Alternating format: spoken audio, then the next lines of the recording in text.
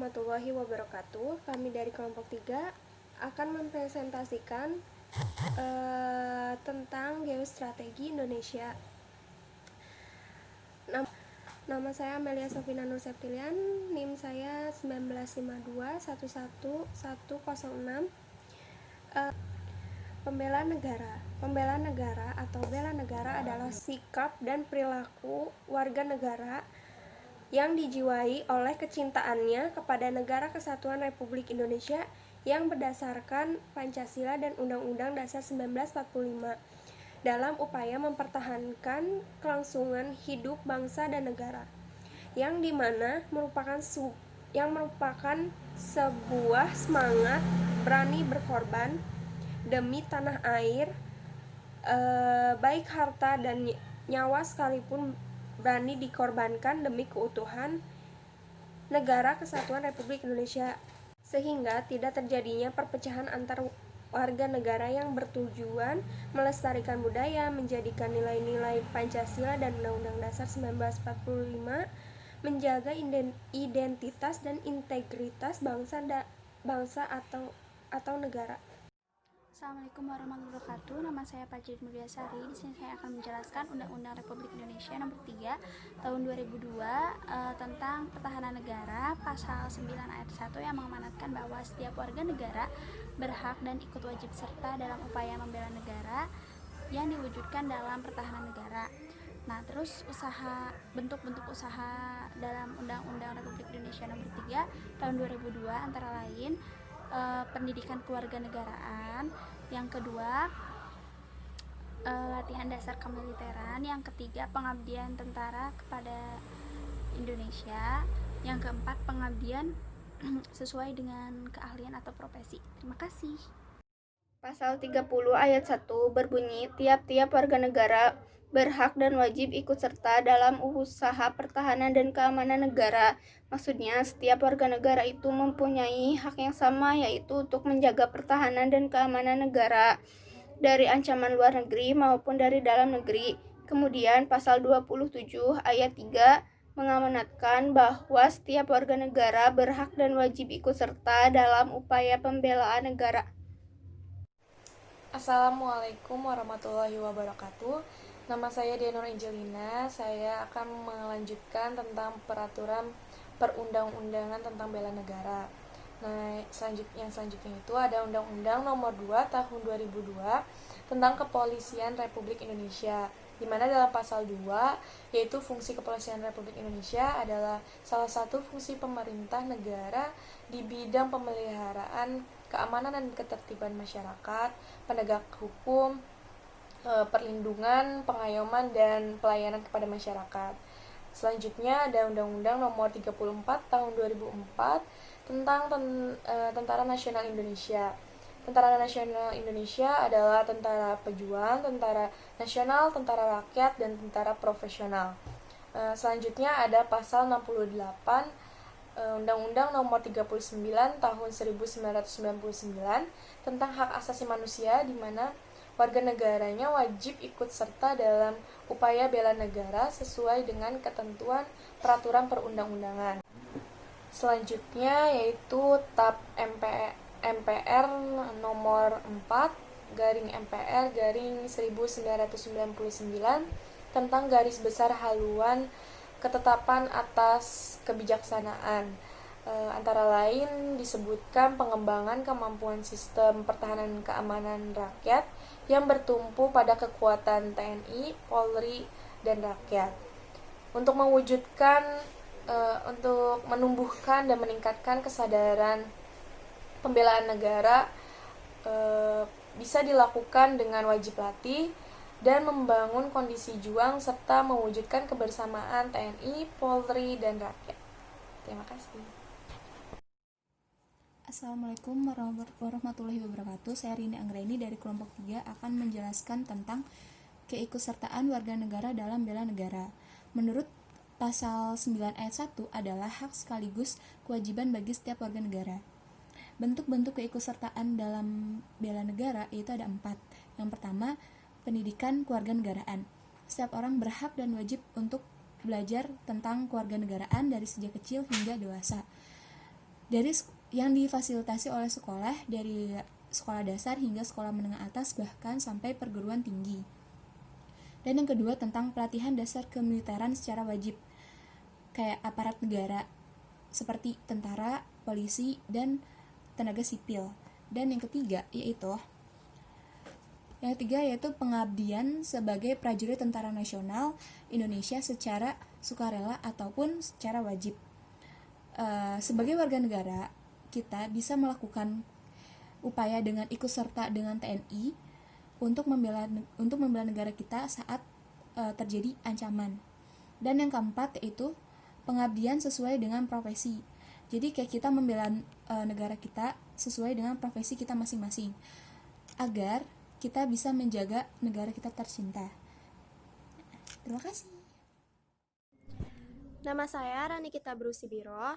Selanjutnya, saya akan mengidentifikasi ancaman terhadap bangsa dan negara.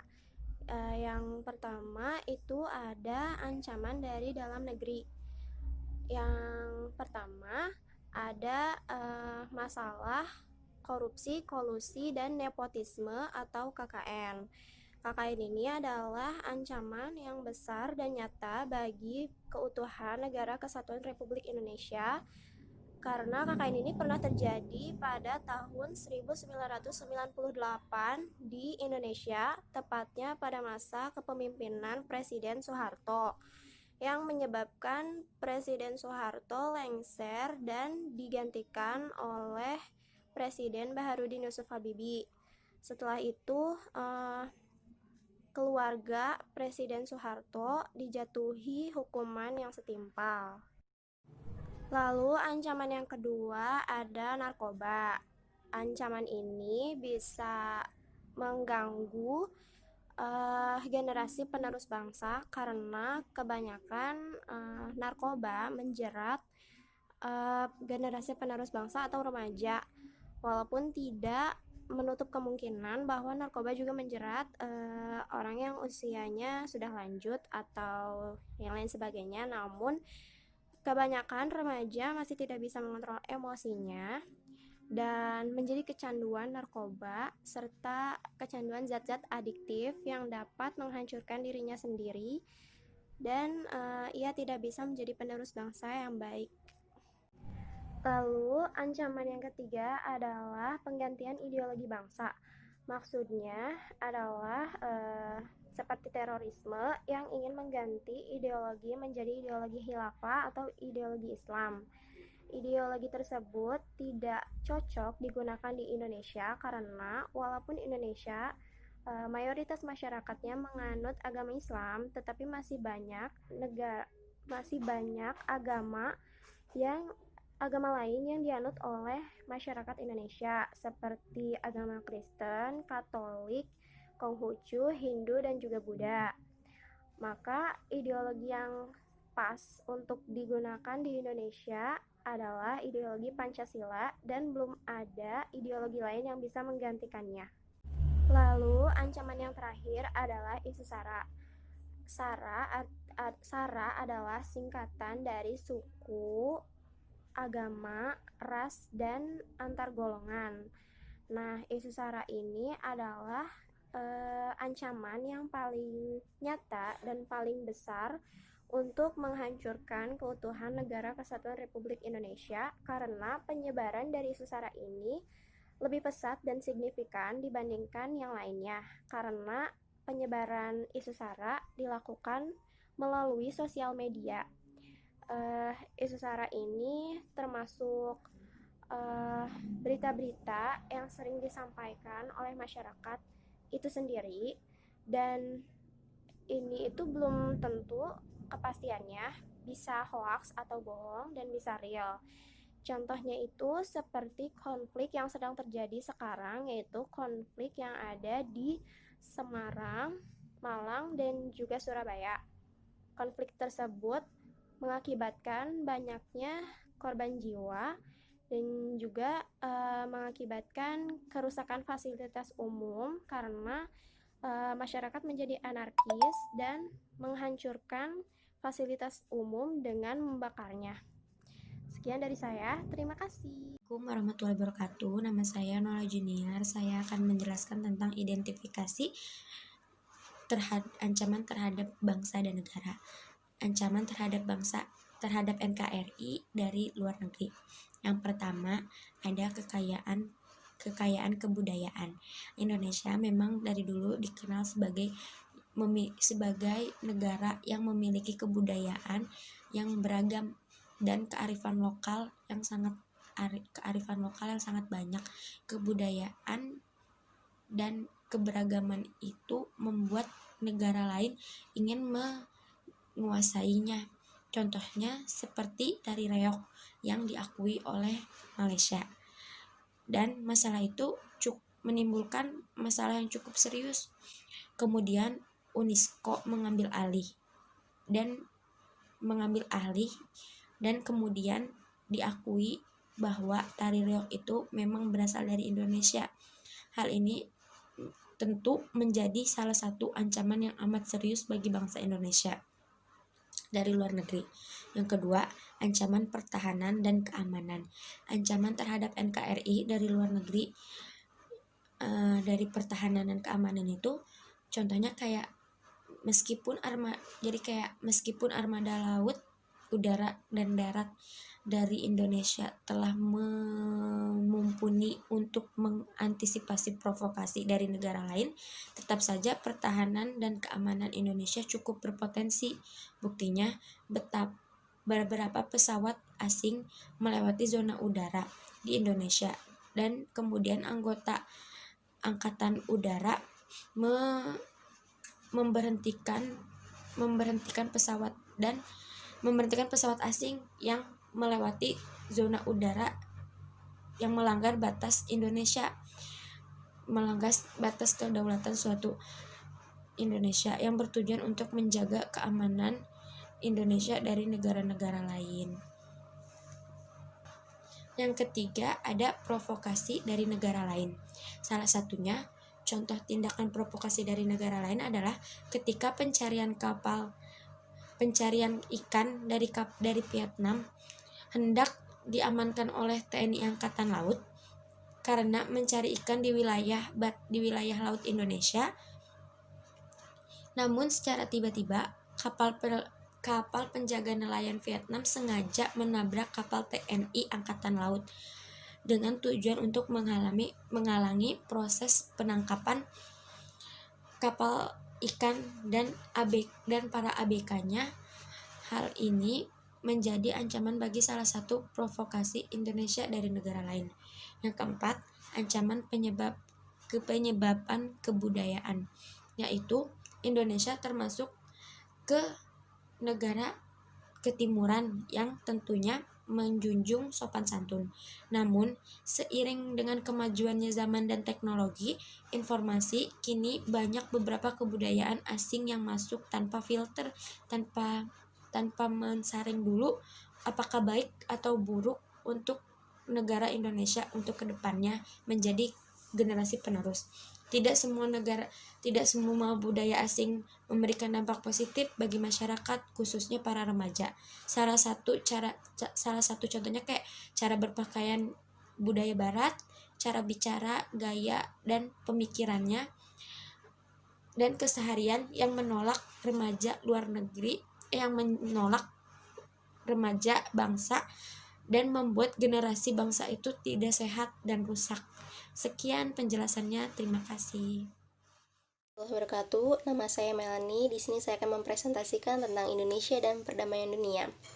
Perdamaian dunia merupakan sebuah istilah yang sudah berubah drastis semenjak berakhirnya Perang Dunia dan semenjak memasuki era modern yang dimana perkembangan terjadi dalam sekejap mata. Salah satu tujuan nasional Indonesia sebagaimana tercantum dalam alinea keempat Pembukaan Undang-Undang Dasar Negara Kesatuan Republik Indonesia tahun 1945, yaitu ikut melaksanakan ketertiban dunia berdasarkan kemerdekaan, perdamaian abadi, dan keadilan sosial. Salah satu konsekuensi dari tujuan tersebut adalah bangsa Indonesia harus senantiasa berperan serta dalam menciptakan perdamaian dunia. warahmatullahi wabarakatuh. Saya Rosalina dari kelompok 3 akan menjelaskan posisi negara dalam era global. Posisi negara dalam era global harus mengikuti perkembangan zaman yang ada dan ikut serta dalam membantu kemajuan dunia, serta turut ambil bagian dalam perputaran roda ekonomi serta kemajuan penting dalam lingkup era globalisasi. Untuk kata globalisasi tersebut diambil dari kata global, yang maknanya adalah universal atau internasional. Jadi, globalisasi maksudnya adalah universalisasi atau internasionalisasi. Globalisasi dalam arti literal adalah sebuah perubahan sosial berupa bertambahnya keterkaitan di antara masyarakat dan elemen-elemennya yang terjadi di akibat transkulturasi dan perkembangan teknologi di bidang transportasi dan komunikasi yang memfasilitasi pertukaran budaya dan ekonomi internasional. Era globalisasi adalah era yang tercipta berkat kemajuan teknologi informasi, telekomunikasi, dan transportasi yang semakin pesat dan canggih. Era global berarti era kesenjangan globalisasi menyangkut seluruh aspek kehidupan masyarakat dan individu anggota masyarakat. Globalisasi abad 21 diyakini berpengaruh besar terhadap kehidupan suatu bangsa. Globalisasi akan menimbulkan ancaman dan tantangan yang ditenggarai berdampak negatif bagi bangsa dan negara. Namun di sisi lain, globalisasi memberikan peluang yang akan berdampak positif bagi kemajuan suatu bangsa. Sebagian bangsa menyambut positif globalisasi karena dianggap sebagai jalan keluar untuk memperbaiki nasib umat manusia. Sebagian masyarakat yang krisis menolak globalisasi karena dianggap sebagai bentuk baru penjajahan melalui cara-cara baru yang bersifat transnasional di bidang politik, ekonomi, dan budaya. Sebagian yang lain tetap menerima globalisasi sebagai sebuah keniscayaan akibat perkembangan teknologi informasi. Transportasi tetapi tetap krisis terhadap dan akibat negatif globalisasi. Globalisasi perlu diwaspadai dan dihadapi dengan sikap arif bijaksana. Salah satu sisi negatif dari globalisasi adalah semakin menguatnya nilai-nilai materialistis pada masyarakat Indonesia. Di sisi lain, nilai-nilai solidaritas sosial, kekeluargaan, keramatamahan, sosial, dan rasa cinta tanah air yang pernah dianggap sebagai kekuatan pemersatu dan ciri khas bangsa Indonesia makin pudar. Dalam naskah Rencana Pembangunan Jangka Menengah Nasional atau RPJMN tahun 2004-2009 telah dimunculkan program pengembangan nilai budaya. Program ini bertujuan untuk memperkuat jati diri bangsa dan menetapkan budaya nasional. Di samping itu, diupayakan pula pembangunan moral bangsa yang mengedepankan nilai-nilai kejujuran, amanah, keteladanan, sportivitas, disiplin, etis kerja, gotong royong, kemandirian, sikap toleransi, rasa malu, dan tanggung jawab. Tujuan tersebut dilaksanakan melalui pengutamaan nilai-nilai budaya pada setiap aspek pembangunan. Kegiatan pokok yang akan ditempuh antara lain adalah: pertama, aktualisasi nilai moral dan agama; dua, revitalisasi dan reaktualisasi budaya lokal yang bernilai luhur sebagai di dalamnya pengembangan budaya maritim; dan ketiga, transformasi budaya melalui adopsi dan adaptasi nilai-nilai baru yang positif untuk memperkaya dan memperkokoh khazanah budaya bangsa. Sekian penjelasan dari saya. Wassalamualaikum warahmatullahi wabarakatuh. Terima kasih. Assalamualaikum warahmatullahi wabarakatuh. Saya Dika Firmansyah dari kelompok 3. Pencetus Konferensi Asia Afrika yaitu Sir John Kotelawala dari Sri Lanka, Jawaharlal Nehru dari India, Muhammad Ali Bogra dari Pakistan, UNU dari Myanmar, serta Indonesia selaku tuan rumah diwakili oleh Ali Sastromi Jojo.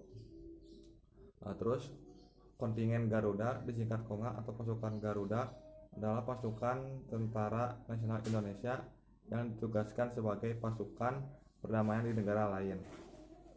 Dan misi perdamaian pertama diberi nama Kontingen Garuda 1 atau Kongga 1, dikirim pada tanggal 8 Januari 1957. Misi ini berkekuatan 599 personel TNI dan sebagian resimen infanteri teritorial 6 di Penogoro.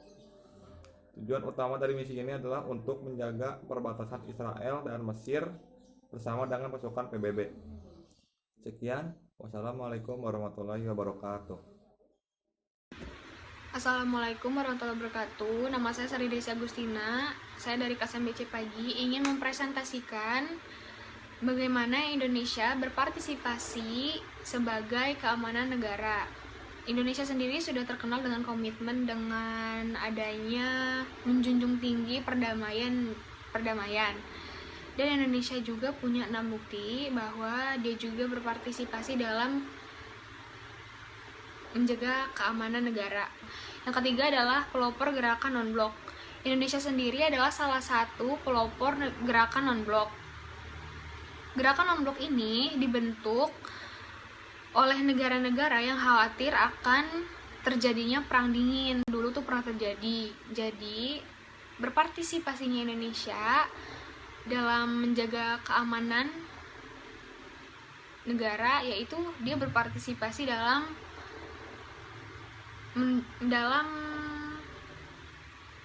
ikutan pelopor gerakan non-blok ini. Yang keempat adalah pelopor ASEAN. ASEAN dibentuk untuk mempererat hubungan sosial, politik, ekonomi, dan keamanan di Asia Tenggara. Kerjasama antara negara di ASEAN ini merupakan bentuk berpartisipasinya Indonesia dalam menjaga stabilitas keamanan di Asia Tenggara. Sekian penjelasannya. Terima kasih. Oke, saya ingin menjelaskan yang poin berperan aktif dalam PBB. Indonesia menjadi anggota resmi PBB pada tanggal 28 September 1950. Indonesia sempat keluar dari PBB karena perselisihan yang terjadi antara Malaysia dan Indonesia. PBB saat itu mengangkat Malaysia sebagai anggota tidak tetap Dewan Keamanan PBB, yang menurut Indonesia, Malaysia adalah negara boneka Inggris. Namun, Indonesia kembali masuk menjadi anggota PBB pada masa Orde Baru. Indonesia memiliki peran di PBB, yaitu menjadi anggota tidak tetap Dewan Keamanan PBB sebanyak 3 kali, yaitu periode 1973 dan 74, periode 1995-1996, dan periode 2007 dan 2008. Terpilih dan bergabungnya Indonesia menjadi anggota tidak tetap Dewan Keamanan PBB menunjukkan bahwa Indonesia berkontribusi nyata dalam menjaga perdamaian dunia. Oke, poin selanjutnya yaitu pendirian Pusat Perdamaian dan Keamanan di Indonesia.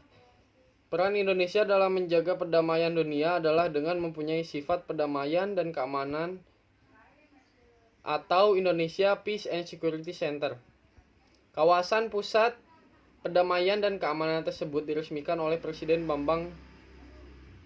Susilo Bambang Yudhoyono pada tanggal 7 April 2014 di Sentul, Bogor, Jawa Barat. IPSC merupakan sebuah fasilitas pelatihan dan perkantoran berbagai institusi keamanan, kementerian dan lembaga, baik sipil ataupun militer. Kawasan tersebut disebut Canti Dharma dan bertempat di Sentul, Bogor, Jawa Barat. Kawasan tersebut dikelola oleh Badan Instalasi Strategis Nasional atau Bainstranas. Kementerian Pertahanan Republik Indonesia, instansi, kementerian, dan lembaga yang berada di kawasan ini adalah Pusat Misi Pemeliharaan Perdamaian Tentara Nasional Indonesia. Yang kedua, Pusat Pasukan Siaga TNI. Yang ketiga, Pusat Olahraga Militer. Yang keempat, Universitas Pertahanan Indonesia. Yang kelima, Pusat Pendidikan dan Pelatihan Penanggulangan Bencana Badan Nasional Penanggulangan Bencana atau BNPB. Yang keenam, Pusat Pelatihan Penanggulangan Terorisme dan Dekalisasi Badan Nasional Penanggulangan Terorisme. Yang terakhir, Pusat Pengembangan Strategi dan Diplomasi Kebahasaan, Badan Pengembangan dan Pembinaan Bahasa, Kementerian Pendidikan dan Kebudayaan Republik Indonesia. Ya, sekian dari saya. Terima kasih atas waktunya. Wassalamualaikum warahmatullahi wabarakatuh.